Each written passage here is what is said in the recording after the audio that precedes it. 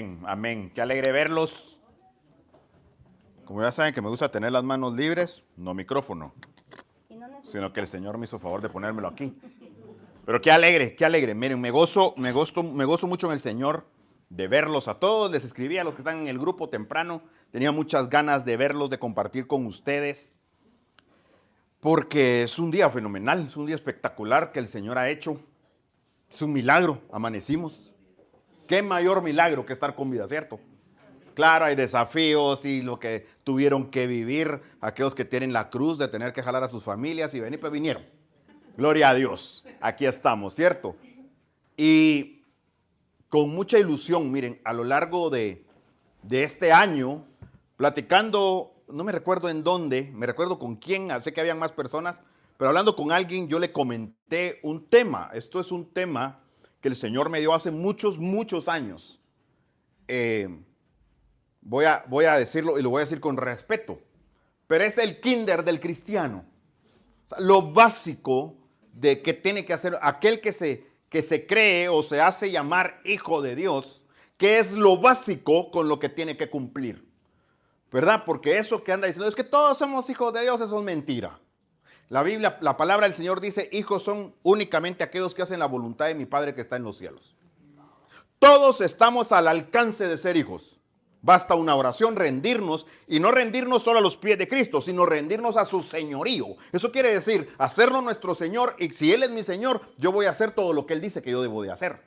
Todos venimos aquí del griego amañados, ¿cierto? Venimos con mañas, malcriados, pero el Señor nos ha ido quitando. Muchos venimos con vicios a los pies de Cristo, con un montón de cosas.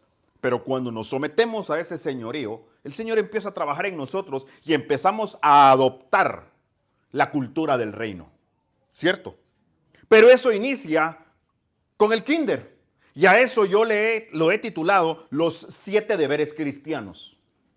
Les hablo esto porque esto es una serie que vamos a empezar a desarrollar el día de hoy. Nos va a tomar aproximadamente 6 semanas, así que los exhorto a que no falten, porque todo lleva un seguimiento. Vamos a estar 6 semanas hablando de esos 7 deberes. Pero entonces, ¿por qué no 7? Porque en un domingo vamos a tocar 2, ¿verdad? Pero son 7 deberes. Y ustedes van a decir, pastor, pero si yo los cumplo, pero nunca está de más recordarlo, ¿cierto? Y entonces vamos a empezar esta serie que se llama Los 7 deberes cristianos, y quiero iniciar, esto no tiene un orden, este es el orden que yo le di, ¿verdad? Que creo que es el correcto, y vamos a empezar con congregarnos. Es necesario que nos congreguemos, es bíblico, es necesario, pero hoy quiero darle un fundamento bíblico al por qué nos congregamos. Realmente, y la prédica del día de hoy la he titulado ¿por qué debemos de congregarnos? Lo he dicho muchas veces, ¿qué de lo que hacemos aquí ustedes no pueden hacer en su casa o en el puerto o donde quieran estar? ¿Qué? ¿Ustedes quieren ver una prédica? Ahí estamos transmitiendo. Ustedes se meten a YouTube, ven la prédica. Ustedes son diezmadores, hoy tenemos cuentas de banco o algo, lo envían o le piden favor a un hermano, vos te lo envío, por favor entrega mi diezmo, mi ofrenda. Quieren alabanza. No hay tan buenos como los que tenemos aquí, pero pueden buscar algo en YouTube y tienen alabanza, ¿cierto? ¿Qué más? O sea, ¿qué de lo que hay aquí no podemos? Pero es necesario congregarnos. Y quiero iniciar poniéndole base bíblica al por qué debemos de congregarnos, y voy a usar el ejemplo que creo que es para mí el más lindo y el que mejor nos lo dice, y es el de Jesús. ¿Por qué no vamos al libro de Lucas? Y hoy voy a usar Reina Valera 1960. Regularmente yo les predico con Nueva Traducción Viviente, pero hoy sí, a petición de Santi, que trae su Biblia física, vamos a hacerlo con Reina Valera, ¿verdad? Entonces dice, vino a Nazaret, donde se había criado, y en el día de reposo entró en la sinagoga conforme a su costumbre, y se levantó a leer. Y se le dio el libro del profeta Isaías, y habiendo abierto el libro, halló el lugar donde estaba escrito: el Espíritu del Señor está sobre mí, por cuanto me ha ungido para dar buenas nuevas a los pobres, me ha enviado a sanar a los quebrantados de corazón, a pregonar libertad a los cautivos, vista a los ciegos, a poner en libertad a los oprimidos, a predicar el año agradable del Señor. Y enrollando el libro, lo dio al ministro y se sentó, y los ojos de todos en la sinagoga estaban fijos en él, y comenzó a decirles: hoy se ha cumplido esta escritura delante de vosotros. ¿Verdad? Si Mayra quiere su Biblia, por ahí la tenemos, ¿verdad? ¿Verdad? Que no la ha dado para que oremos por ella, pero bueno. Y hoy quiero iniciar, amados, porque el Señor me hablaba y me tiene muy emocionado. A mí me gusta mucho esta serie, aparte porque es una revelación que el Señor me ha dado. Tal vez se la da a alguien más, pero el Señor me la reveló. Y la última vez que yo compartí esto fue hace 5 años. Yo estaba viendo mis notas. Quienes han visto mi iPad, yo guardo todas mis prédicas así en carpetas. Y en el 2020, tenía mucho tiempo en no compartir esto, pero el Señor nos dio esto y yo me pongo a orar y no sé cómo el Señor me lleva a, pues buscando, voy a usar la palabra, una analogía, o buscando, Señor, ¿cómo comparamos esto? ¿Por qué nos congregamos? El Señor me lleva a investigar, a ver algo, y empiezo a ver fotos y cosas de Canadá. Y ustedes sabían que en las zonas boscosas de Canadá se ha descubierto que hay unos enormes pinos. No sé si lo han visto, o sea, en los bosques de Canadá, y están juntos, están pegados, y son muy altos, son muy altos. Pero lo que me dio curiosidad es que gente que ha estudiado estos pinos ha visto que las raíces de estos pinos son raíces pequeñas y que su profundidad no es tanta. Y es asombroso porque ver un árbol tan alto con una raíz tan pequeña me hizo pensar, y empiezo yo a preguntarle al Señor y vi que los estudiosos realmente no han alcanzado a explicar el cómo se mantienen estos pinos de pie. No lo han logrado explicar. Y además poder, y no solo estar de pie, sino soportar el clima, los vientos, todo lo que soportan, ¿verdad? Estos pinos que son tan altos, y más, yo no he estado en Canadá, pero los vientos que se soplan, los inviernos de ahí, son fuertes. La respuesta, estos que estaban estudiando, la obtuvieron cuando ellos observaron esas raíces. Cuando ellos observaron las raíces, observaron que esas raíces se entrelazaban entre ellas. Aunque no eran tan profundas, entre ellas estaban entrelazadas y es decir, esas raíces de un pino hacían una trenza, voy a usar esa palabra, con su compañero de a la par. Y así sucesivamente hasta formar una red tan poderosa que es la que evita que esos pinos se caigan. Y también evita que sean arrancados por diferentes vientos. Y el Señor me habla por las diferentes doctrinas, trayéndolo a lo espiritual. Esto es extra, no se lo voy a cobrar. Hay en Efesios, si no estoy mal, habla la palabra del espíritu de estratagema. Y es un espíritu que se desató según la revelación del Espíritu Santo que nos dio hace más o menos 13, 14 años. Se desató con fuerza el espíritu de la estratagema, y es doctrina de hombres que está confundiendo a las iglesias. Y la Biblia habla como un viento. Y el Señor me hablaba que esa doctrina del espíritu de estratagema, si estamos en una congregación sana de reino y estamos entrelazados, no nos vamos a caer. Y eso es lo que pasa con estos vientos. Esa es la razón de la existencia de ese enorme y fuerte bosques de Canadá, ¿verdad? ¿No? ¿Nadie me habló? Gracias. Pinos, perdón, gracias. La iglesia de Cristo, amados, tenemos que entender que la iglesia no es un capricho humano. No es porque los pastores no tenemos nada que hacer y queremos figurar, ¿cierto? O porque alguien se lo inventó. Y mucho menos, si no es un capricho humano, muchísimo menos un capricho divino. La iglesia cumple una función sumamente importante y no solo la función que cumple la iglesia, sino las funciones colaterales que también funge una iglesia. La pregunta que da título a esta prédica es la que muchos cristianos se formulan cuando se enfrentan a este mandamiento de Dios, porque es un mandamiento. ¿Qué dice la palabra? O sea, recordemos que, ¿cómo es la palabra del Señor? Sí y amén. Si Él es Dios, es Dios.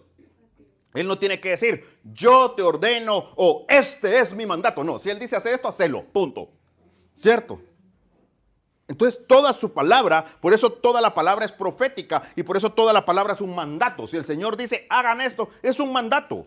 No solo existen los 10 mandamientos. La Biblia está llena de mandatos, de mandamientos, mejor dicho. Y Él nos dice en la palabra, no se dejen de congregar. ¿Será un mandato? Es un mandato de Dios. Y entonces Él nos dice, nos da ese mandamiento de Dios.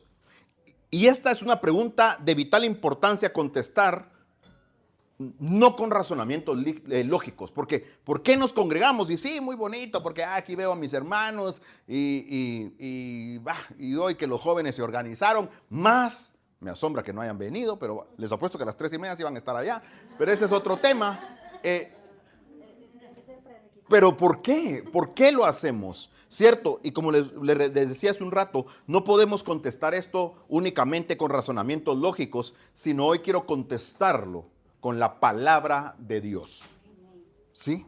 La historia de hoy nos dice que un conjunto de árboles puede crecer, sostenerse. Por eso les hablé de los bosques de Canadá. ¿Qué nos dice? ¿Qué nos dice eso? Todo eso que ven ahí.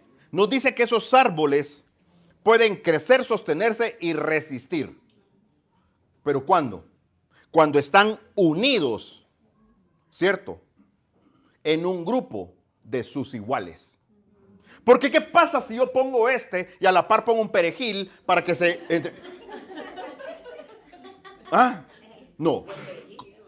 Va a salir un perejil con buena sombra, pero no es lo mismo. Entonces lo que nos está diciendo es que ellos pueden crecer, resistir, soportar cuando están entre iguales. ¿Me logro dar a explicar? Ya que solo su vida sería corta y dramática. La vida de aquellos que en algún momento nos hemos aislado, díganme si no es una vida dramática. Pobre yo. ¿Ah? La rosa de una cuata no es nada comparado a yo. ¿Ah? O el programa que tenemos nosotros, pero en privado, que se llama Lo que callamos los hombres, aislados. ¿Ah? ¿Cierto? Se vuelve dramática. Es Jesús quien hoy nos va a dar realmente la respuesta del por qué debemos de congregarnos. Y eso me lleva al primer punto. Debemos de congregarnos porque, ¿saben por qué? Porque Jesús lo hizo. ¿Y a quién estamos nosotros siguiendo? ¿Los pasos de quién estamos siguiendo? Aquí no les estamos pidiendo sean como el pastor, sean como el líder de alabanza, el líder de matrimonios. No, aquí estamos para llevarlos a la estatura del varón perfecto que es Jesús. Sus ojos puestos en Él, no en mí. Yo les voy a fallar, amados. No porque quiera, no estoy profetizando, pero soy humano. Soy humano. Todos los días me someto a la voluntad de Dios. Pero ¿saben qué? Peco. Poco, mucho lo que peco. Porque tuve un pensamiento, se me atravesó. Que molesta. Y de repente pensé algo. No le tuve que decir la gran palabrota en mi mente. Pero ya pequé. Cuando la Biblia dice soportados unos a otros, pero con alegría. Yo no vine con alegría. Hay pecado. Pero por eso tenemos que ser como Jesús. Debemos de congregarnos porque Jesús lo hizo. ¿Qué dice no se vayan de Lucas donde estuvimos. Lucas, ¿qué dice el versículo 16? Dice que entró en la sinagoga conforme a ¿qué? A su costumbre. O sea que Jesús no iba pasando y como que le dan café con pan, ¿va? No.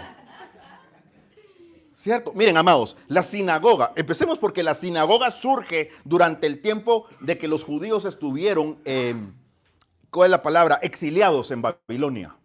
Así surgen las sinagogas. Pues el no poder celebrar sus ceremonias en el templo de Jerusalén, en primer lugar, por ser presos de los babilonios, y en segundo, porque ya habían destruido el templo. Ellos no podían celebrar su culto al Señor dentro del templo. Entonces es así como surgen las sinagogas como el centro de la vida espiritual de los judíos. En ella, ¿qué se hacía?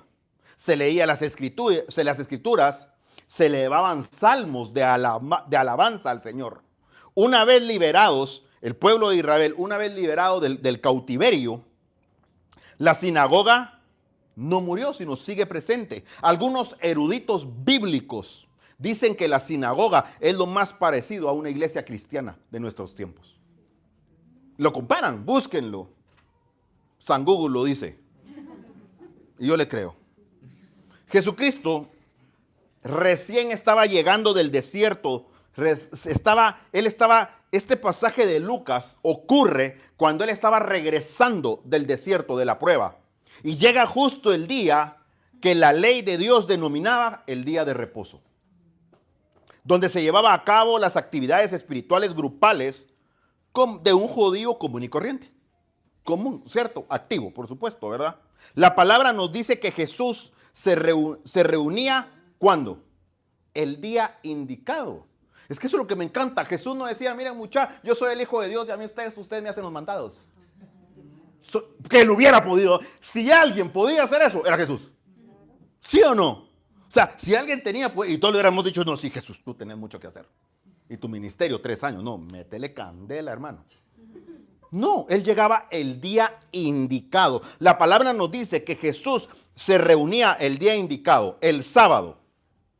El sábado Jesús se somete a la autoridad. ¿Pero a la autoridad de qué? De la palabra de Dios. En Éxodo 28 al 10 dice, acuérdate de guardar el día de descanso al mantenerlo santo. Tienes 6 días en la semana para hacer tu trabajo habitual, pero el séptimo día es un día de descanso y está dedicado al Señor tu Dios. Ese día ningún miembro de tu casa hará trabajo alguno. Esto se refiere a ti, a tus hijos e hijas, a tus siervos y siervas, a tus animales y también incluye a los extranjeros que vivan entre ustedes. Amados, tenemos que guardar el día de reposo. Tal vez hoy no es sábado, nosotros no somos sabáticos. ¿Saben por qué nosotros nos reunimos? Hay muchas teorías, pero ¿por qué nos reunimos el domingo? Porque entonces, ¿por qué no lo hacemos sábado? Porque nosotros le entregamos la primicia a Dios. El primer día, la primera reunión de nuestra semana, se la damos al Señor. No la última. No estoy juzgando a los judíos, ese no es mi clavo. Nosotros juntamos el domingo porque le damos la primera reunión, la más importante. Consagramos al Señor nuestra semana y un día como hoy, que estamos en nuestro primer domingo del mes, consagramos el mes al Señor. Es la primicia, le decimos, Señor, lo primero es contigo. Pero Él cumplía. Y eso significa el día de reposo, porque era un día dedicado al Señor. Pero además se nos dice que el ir a la sinagoga, el día de reposo, era un acto voluntario. No era algo impuesto, sino que Jesús toma la determinación de semana a semana asistir. A Jesús nadie lo obligó.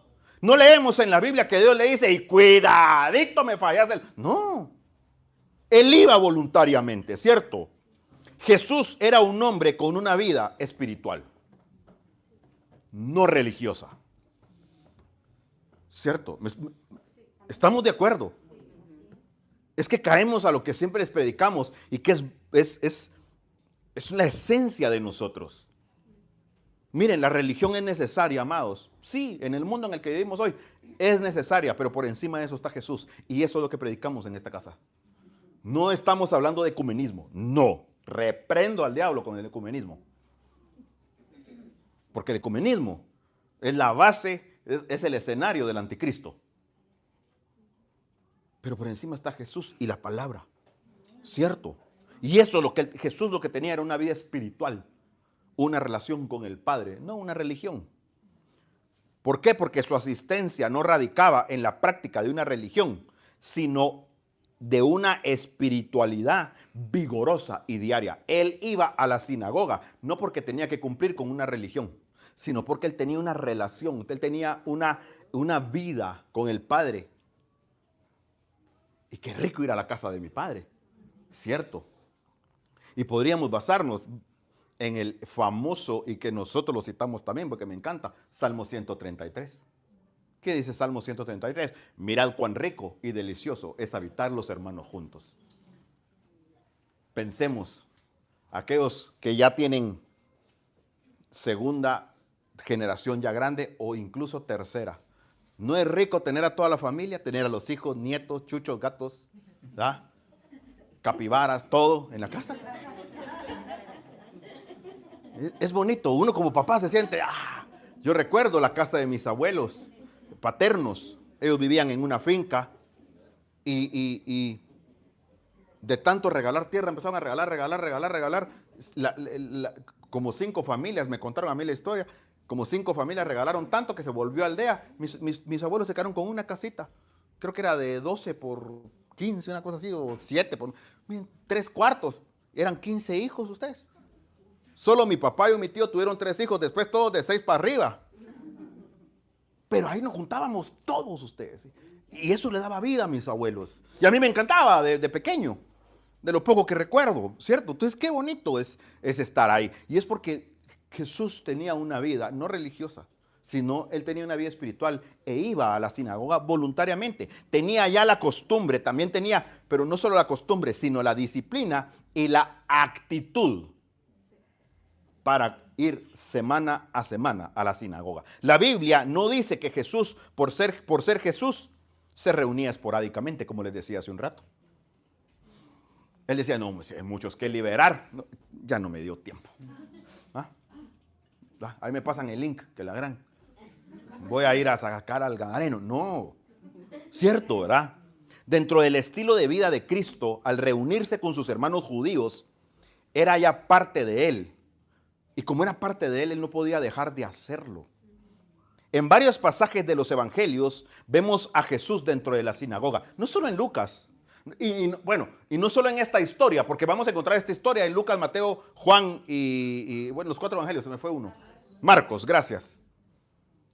Vamos a encontrar la misma historia, pero vemos otros pasajes donde encontramos a Jesús dentro de la sinagoga sanando, otras veces predicando, otras veces leyendo.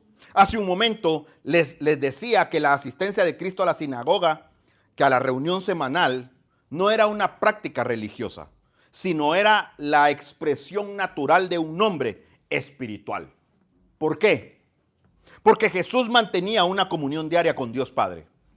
Todos los días Jesús se encontraba a solas, de madrugada, antes de que el sol saliera, él tenía su reunión especial con el Padre. ¿Cuántos hoy se despertaron? No se levantaron, se sentaron y no levanten la mano y dijeron, gracias Señor, amanecí. Los invito a que lo hagan. Démosle la primera palabra, no decir, qué pereza. No. Iglesia, y me toca hoy ser el del coordinador y tengo que llegar más temprano. No. Pasa en otras iglesias. ¿Cierto? Entreguémosle la primicia al Señor. Yo trato, no les digo que soy perfecto, aunque vean un espécimen perfecto, no lo soy. Pero trato yo abrir mis ojos y decirle, Padre, gracias. Y entonces empiezo a agradecerle, le digo gracias, porque no amanecí bajo un puente, que aún así valdría la pena. Tengo una casa, ¿verdad? Volteo a ver, ahí está una mujer hermosa, y le digo gracias. ¿Cierto? A veces hasta doy gracias porque qué calor, pero el poncho está caliente. Bendito Dios. Eso nos va a dar una actitud de agradecimiento. Esta semana estuve platicando con varios y eso me llevó a estudiar nuevamente el poder del agradecimiento. Y es fenomenal ver el agradecimiento porque, miren ustedes, y aquí me voy a salir otra vez del tema, ¿va? Pero quiero compartírselos porque a mí es algo que me ha apasionado tanto. ¿Qué fue aquello que multiplicó los 5 panes y los 3 peces? O sea, primero viene un niño y Jesús le dice, muchacha, ¿qué hay? Y le dice, y los otros como con vergüenza, pues esto encontramos. ¿Y cuál es el super ultra mega archi requete contra poder y oración que hace Jesús para que eso se multiplique? Ya hemos hablado en 15, 20 o 30 mil panes y peces. El dar gracias. Él los agarró y los bendijo. Bendecir es dar gracias. Punto. Empecemos a ser agradecidos. Y lo quiero traer a su vida. Quieren multiplicar sus días. Den gracias. Den gracias. Cuando yo doy gracias por mi vida, voy a empezar a cuidar mi cuerpo. Entonces no voy a adelantar el tiempo. ¿Cierto? Y si el Señor nos quiere regalar como aquella historia de aquel que le regaló otros 15 años, pues amén. ¿Cierto? Por eso debemos de congregarnos. Pero esto me lleva al punto número 2. ¿Por qué debemos de congregarnos? Debemos de congregarnos porque aprendemos de Dios. Es aquí que aprendemos de Él. No solo aprendemos de su palabra, no solo aprendemos cómo es Él, no solo aprendemos de Él, de Dios.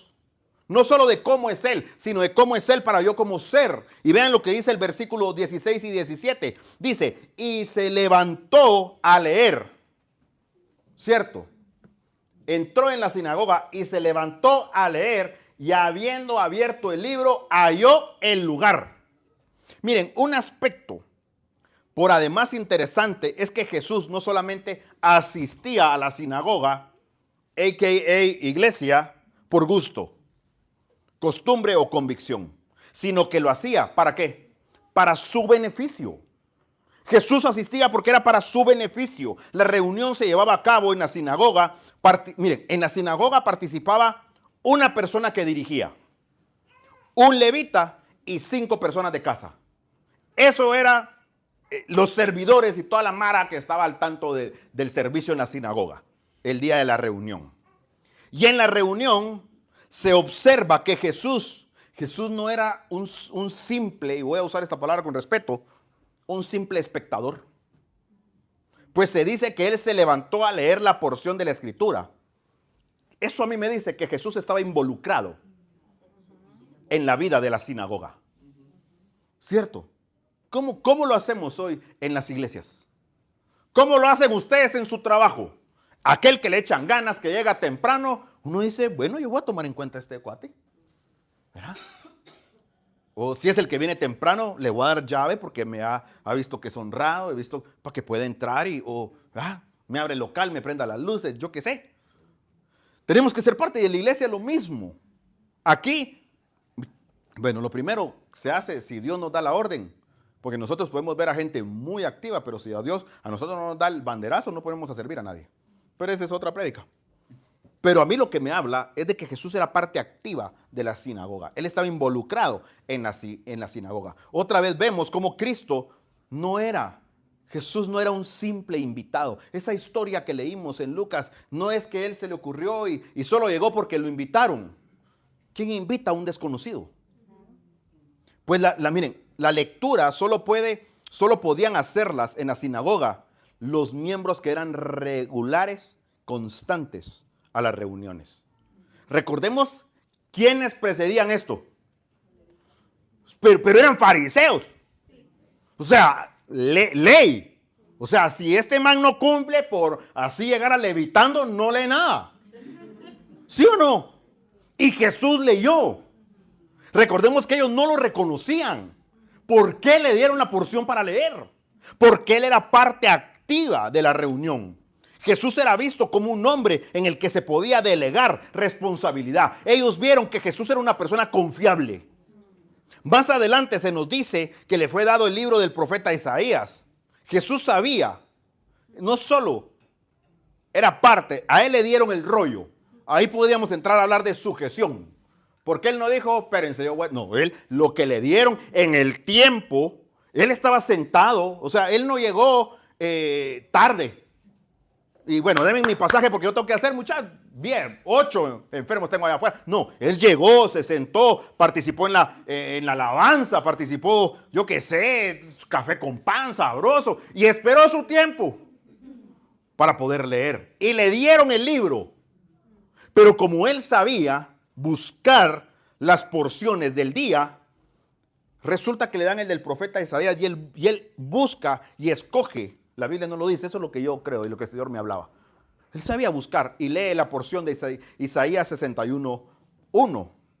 Claro, ese es Isaías 61:1 de nuestras Biblias. Para entonces no había una Biblia, ¿cierto? Y Jesucristo no estaba de manera pasiva en una reunión, sino que participaba y él sabía manejarse en la escritura.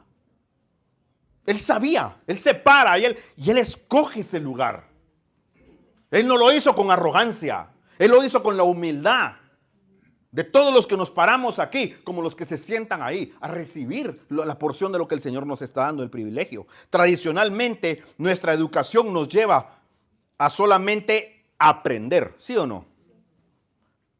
Tradicionalmente nos lleva a aprender, pero de una manera pasiva. Sin embargo, la mejor forma de aprender es interactuando. Sin embargo, Jesús nos muestra que en su reunión semanal todos participaban y eso garantizaba una forma de aprendizaje, pero no pasivamente. Debemos de congregarnos de una manera no pasiva. Yo no les estoy diciendo vengan vestidos de bufones y no. Pero amados, yo no voy a hablar de otra iglesia, voy a hablar de nosotros. Aquí somos una familia. Y la familia se conoce. La familia se ayuda. ¿Cierto? Yo no tengo todas las respuestas, de verdad que quisiera tenerlas. No solo porque soy shoot y quisiera saberlo todo, sino porque de verdad yo anhelaría poder ayudarles más. Pero gracias a Dios que no las tengo y no puedo, porque yo no soy Dios ni quiero serlo. En esa codependencia humana es que yo quisiera ayudarlos. Pero lo que estás pasando lo tienes que pasar. Pero aquí tienes un hermano que está dispuesto a caminar a la par tuya. ¿Cierto? Y eso somos familia de reino. Y eso es lo que nos decía Jesús porque garantizaba el aprendizaje. Pero notemos que no todos en la sinagoga hacían lo mismo. En este caso, nosotros vemos a Jesús leyendo. Ojo, no predicando, leyendo. Cada parte de los miembros de la reunión de la sinagoga hacían su parte. ¿Se dan cuenta? Todo tiene un orden. Orden. En la iglesia, cada integrante, amados, ¿quién es la iglesia? Nosotros. La iglesia no es esto, ¿verdad? No, la iglesia somos nosotros. Y cada integrante es importante. Pero cada uno debe de descubrir su función. Pues no es solamente, ustedes no están única y exclusivamente aquí como espectadores. Aprendamos cuando no solo escuchamos, sino cuando tomamos parte de la vida de la iglesia. ¿Cierto? Claro, les acabo de decir, pero es que el Señor nos habla. Pero vengan a decir, pastor, ¿necesita algo? Pastora, ¿yo en qué puedo ayudar? Por eso es que ponemos a los patojos, muchachos, ayuden a cargar. ¿No? Si no se lo costó levantarlos, que vengan a hacer ejercicio.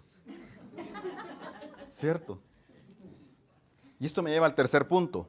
¿Por qué debemos de congregarnos? Debemos de congregarnos porque tiene un propósito. Miren, amados, Dios no improvisa. Dios no improvisa. Él tiene un plan. Y Él está haciendo todo lo posible para alinearnos a ese plan. Y para eso estamos aquí. ¿Cierto? Entonces el que tú hoy estés aquí y escuchando esta palabra, tiene un propósito. Versículo 18 y 19, parafraseado. ¿Qué es lo que nos dice? Para dar buenas nuevas, ¿a quiénes? A los pobres. Además del beneficio que se obtiene, existen razones de peso por la cual nosotros debemos de congregarnos y podemos utilizar lo que Jesús describió para él. Pero podemos aplicar a la razón, mejor dicho, podemos aplicarlo a la razón de la existencia de la iglesia el día de hoy. Yo creo que por eso me encantó el ejemplo de Jesús, creo que es el más acorde. Esta no existe para sí misma. La iglesia, ojo, la iglesia no existe para sí misma. La iglesia tiene un propósito para el reino de Dios. Número 1, ¿para qué? Para evangelizar a los pobres. Número 2, para dar libertad a los cautivos y los oprimidos. 3, para darle vista a los ciegos. Estamos hablando de cosas naturales, pero sobre todo espirituales. ¿Cuánta gente de los que estamos aquí venimos ciegos? ¿Cuántos todavía ahí medio tenemos un velo? Y nos cuesta ver. Pero para eso nos congregamos. Pero cuarto, para reconciliarnos con Dios, para llevar a cabo esta titánica labor que debe ser que el Señor fundó la iglesia y es esta la que está sometida a la soberanía de Cristo. Y que esto tiene que cumplir su tarea de reino. Pero con la enorme bendición de encontrar el Espíritu de Dios como guía y sostén. Miren ustedes, levantar una iglesia es la cosa más sencilla del mundo. Hay lugares donde dice, ya juntaste 20, pin, sos pastor. ¿Ah? Ya hiciste, o sea, miren, y era como antes, yo no estoy juzgando, yo no soy quien para juzgar. Pero mucha gente, los institutos bíblicos son una bendición. Tenemos grandes predicadores, grandes apóstoles que vienen de seminarios bíblicos. Pero también hay muchos que se metieron porque yo no sé qué estudiar y me voy a meter a estudiar Biblia. Y salieron y son pastores. Yo tengo como 8 primos que se graduaron y son pastores y ninguno ejerce porque no tenían el llamado. Pero se metieron. ¿Cierto? No, tenemos que hacerlo. Por eso les digo, montar una iglesia, eso no es cosa del otro mundo. Pero el que la sostiene y trae la expansión no numérica, porque ¿qué es lo que queremos ser nosotros como familia de reino? ¿Una iglesia grande o una gran iglesia? Una gran iglesia. Quiero que ustedes sean grandes aquí. Ya lo son. Solo estamos quitando todas las telarañas, para que la grandeza de Dios en ustedes salga. Y entonces van a impactar esta tierra. ¿Cierto? Pero es el Espíritu de Dios quien la sostiene y nos guía. Cuarto punto del por qué es necesario que nos congreguemos. Debemos de congregarnos. El cuarto, dice uno, pero dice, debemos de congregarnos porque transforma nuestra vida. Aquí pasa algo, amados, que aunque no lo podamos ver, pasa. ¿Cierto? ¿A cuánto les ha pasado que empezamos a buscar de Dios? Y como cuando tiran un cohete y salen las hormigas, salen corriendo todo, uno se queda sin amigos. Muchos nos quedamos sin familia. Pero algo pasa aquí, porque transforma mi vida. ¿Qué dice el versículo 21? Hoy se ha cumplido esta escritura delante de vosotros. Eso es el poder transformador de Dios. Cuando la palabra se cumple es porque hay una transformación, ¿cierto? Jesús termina de leer la porción del profeta Isaías e inmediatamente, ¿qué hace? Dice, ahí se ven, gracias, tengo que ir a... No. Él regresa, toma su lugar, pero hace una afirmación sorprendente. El cumplimiento de esa porción se lleva a cabo delante de los ojos de todos los asistentes de la reunión semanal de la sinagoga. Delante de ellos se hace evidente la palabra de Dios.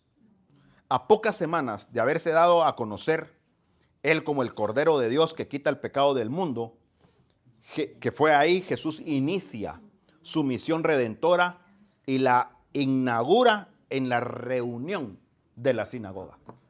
Después de dársela a conocer, en ese momento fue el estartazo, donde arranca el ministerio.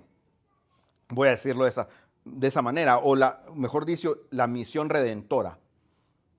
Los asistentes, ¿qué hicieron? Se maravillaban de las palabras que salían de la boca de Jesús. Lo más seguro de todo esto es que en ese momento preciso, sus vidas, ustedes pueden imaginarse la vida de los oyentes, de todos los que estaban ahí, oyendo esas palabras. Hasta los que no lo aceptaban, algo pasó aquí adentro. ¿Cierto? Se les movió el hígado con el vaso y el saber ni qué, vamos, no me está regañando, pero se les movió todo. ¿Cierto? Hubo una transformación, pues la verdad estaba entre ellos. En ese momento, la verdad, yo soy el camino, la verdad y la vida, nadie llega al Padre si no es por mí, dijo Jesús. La verdad estaba ahí, y donde está la verdad, no puede quedarse todo igual. Tiene que haber una transformación. Conocerás la verdad y la verdad te va a hacer libres. Eso es una transformación. Aquellos que hemos vivido amargura, ira, enojo, resentimiento, aislamiento, pónganle el nombre que quieren, pero cuando ha venido y empezamos a descubrir nuestra verdadera identidad en Cristo, eso es una transformación. Transformación del hombre viejo, del hombre carnal al hombre espiritual o la mujer espiritual. Eso es algo espectacular, amados. Por eso diciéndoles, ¿qué mayor milagro? Amanecimos. Sí, hay preocupaciones, mañana hay que pagar, ya estoy pensando en los números, sí, pero hoy amaneciste. ¿Y saben qué es lo mejor? No solo amanecimos, sino amanecieron lúcidos. Pueden pensar. ¿Quién tiene problemas que resolver mañana? Pero problemas bravos. Pueden decir conmigo, gracias Señor por los problemas. Porque esos problemas, ¿saben qué hacen? Nos hacen estar cerca del Señor. Porque esos problemas nos hacen ver la gloria del Señor. Porque tenemos un Dios que es especialista en lo imposible. Pero es importante que nos reunamos. Porque a eso venimos el día de hoy. Yo vine a decirles, ustedes tienen un Dios vivo que no es pasivo, es activo. Y Él no deja a sus hijos solos. Él transforma la verdad entre ellos. Era el creador, el Mesías en medio de ellos. Cambia el rumbo de la historia de sus vidas. Y la palabra del Señor dice que donde 2 o 3, ¿cuántos sabemos aquí? No importa, pero somos más de 2. Si son 2, lo estoy viendo yo. Yo me tomé la pastilla. Ah. Son reales, ¿verdad? Y ustedes saben, miren, me voy a meter a clavo yo. Ustedes sabían que cuando el Señor crea a una persona, la forma, le asigna una cantidad de ángeles. ¿Sí? Dios dijo, voy a hacer a Jaime, ¿verdad? Y le voy a asignar esta cantidad de ángeles. Esa cantidad no es menor. Yo no tengo la cifra exacta, pero sí sé que no es menor a 6,000. Porque si un hombre pudo tener 6,000 demonios, como mínimo puede tener 6,000 ángeles. Entonces, vayámonos a la base. 6,000 ángeles. Yo les puedo dar la base bíblica. La tengo que buscar, no me la sé de memoria, pero sí la tengo. Y aquí habemos 50 personas por 6,000. El reino alaba. Hay otras iglesias. Nosotros solo somos parte del cuerpo y nos unimos a la Iglesia Universal de Cristo. ¿Cierto? Y ahí está el Mesías. Y está cambiando vidas. Habrá poder en reunirnos. Será importante congregarnos. ¿Será que vale la pena levantarme un domingo? Pues me levanto toda la semana. Sí. Y saben, cuando yo hablo eso, ¿saben en quién pienso? En mi hija. En mi hija. Porque todos los días al colegio y todos los días, y el domingo también. Porque es la hija de los pastores. Y tiene que venir temprano. Ya no alega, ya no dice nada. A veces va arrastrando el suéter, pero viene. Y digo yo, si ella no se queja, tampoco crean que sale brincando como que es pony encantado, ¿verdad? Pero lo hace. ¿Por qué nosotros no? ¿Cierto? Cuando en realidad se lee la Biblia y se ora con convicción a lo largo de toda la semana, ¿saben qué va a pasar? Algo transformador en tu vida. No puede seguir siendo igual si tú no solo te congregas, sino que vienes aquí habiendo leído, aunque sea un pasaje de la Biblia a la semana. Hoy no hay excusa. O sea, me la pueden dar, pero, perdón, no hay excusa válida. ¿Quién? O sea, es que no tengo teléfono, pues tenés compu. Y si no tiene, tu mamá tiene. O tu papá pedí algo. Y te apuesto que en tu casa hay una Biblia. Si estás aquí, en tu casa hay una Biblia. Así sea del tiempo de Matusalén. Hay. Y podemos leer un versículo al día. ¿Cierto? Este encuentro, amados, de congregarnos debe de ser real. Pero debe de darse también la congregación y la transformación de vidas. Circunstancias, actitudes deben de darse de modo palpable y visible. Eso sucede en la congregación de los santos. Nuestras vidas transformadas asisten a la congregación. ¿Saben para qué? Para seguir cambiando a través de la vida de otros. Y con la poderosa palabra del Señor expuesta en la iglesia. Y yo quiero cerrar antes de que pasemos hoy a tomar la cena del Señor y a ministrar. Yo quiero retarlos y dejarles un desafío. Lo pueden hacer literal o no, pero intenten ustedes de romper un trozo de madera con sus manos. Puede que les agarren un pedazo de teca. No teca, no, porque es duro. ¿Cómo? Un pedazo de esas que hacen de pino. Traten de romperlo con sus manos. Va a ser sencillo romperlo. Pero agarren 20 de esos y traten de romperlos con sus manos. Les va a costar trabajo, probablemente no lo van a lograr. Miren, amados, desalentar y desarmar, apelar y desviar del camino del Señor a un cristiano solo para Satanás va a resultar fácil. Pero si estamos congregados, no le va a ser tan fácil. La palabra dice, y con esto quiero ir cerrando, que Satanás anda como león rugiente. No dice que es león. Él anda como que si fuera león, se cree león. ¿Cierto? Es como el perrito que tengo enfrente. Es un chihuahua. Él se cree pitbull, pero es chihuahua. ¿Verdad? Satanás anda igual. Él anda como león rugiente, viendo a quién devora. Los que son como leones, los cobardes como Satanás, no atacan manadas, porque saben que pierden. ¿Ustedes no creen que el león sabe que el elefante es más grande que él? Él lo sabe. El elefante agarra su trompa y ahí nos vemos pues.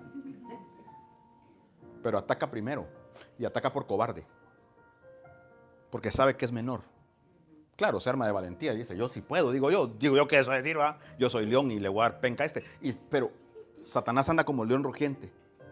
Y la estrategia de Satanás no es diferente a la que vemos cronológicamente en el Génesis, porque realmente todo lo que vemos no inició en Génesis. Pero cronológicamente la Biblia empieza en Génesis. Y vemos cómo Satanás, y esta es mi revelación, yo les voy a dar mi parte, es lo que yo creo según lo que yo he leído en la palabra. Yo creo que Satanás, en forma de serpiente, iba a ir a hablarle a Adán. Pero algo pasó que Eva se metió. Eva algo le dijo, cuidado con que... Y entonces dijo, esta es. Porque él es astuto. Yo no estoy juzgando a las mujeres. Él es astuto, él no es sabio, es astuto. Y dijo, no, aquí está.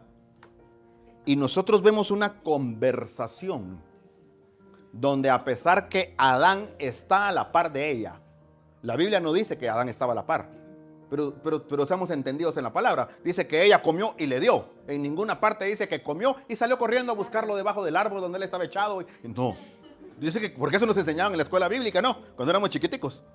No, dice que él comió y le dio. Ella comió y le dio. Pero vemos una historia donde Satanás habla con Eva y la aísla. Y entonces se vuelve presa. ¿Cierto? A Satanás le resulta fácil. Y Satanás trata de hacer lo mismo con una congregación. Pero con una congregación de verdaderos cristianos. Y estoy hablando de cristianos, no religión. Cristianos somos seguidores de Cristo, ¿cierto? De un Cristo vivo, real y verdadero, que murió en la cruz una vez y para siempre, y hoy está sentado en el trono. Y Satanás está detrás de esos cristianos, para separarlos, dividirlos, porque así se le hace fácil. Pero lo va a hacer con una congregación que está perseverando y que está siendo obediente a Cristo. Porque le va a ser prácticamente imposible si nosotros somos como esas raíces de esos pinos y nos entrelazamos. Aquí no estamos viendo, amados, quién sabe más Biblia o quién es más santo. Yo lo único que veo aquí es a mi familia. Y hasta aquí yo no he dejado tirado a uno solo de mi familia. A menos que se quiera ir. Aquí nadie está a la fuerza. Vive Jehová. Y muchos de aquí han visto cómo hemos luchado por gente, pero también hemos entendido que hay gente que está de paso. A mi propia familia, que me ha hecho, muchos que me hicieron tanto daño, todavía si me piden un favor se los hago con todo mi corazón. A los 6 meses de muerta mi mamá, mi primo me quiso secuestrar y matar.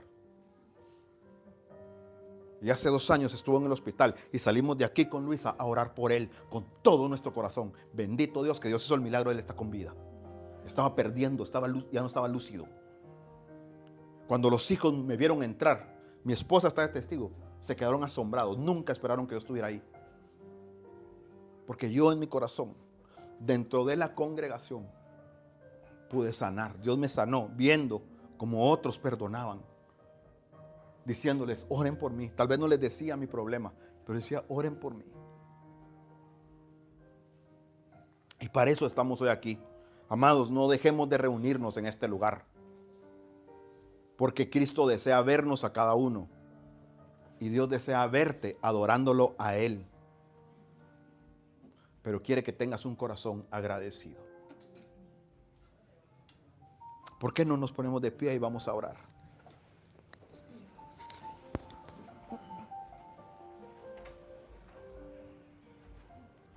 Padre amado, en el nombre de Jesús. Y por favor, a quienes van a servir la Santa Cena, tal vez pueden empezar a repartirla.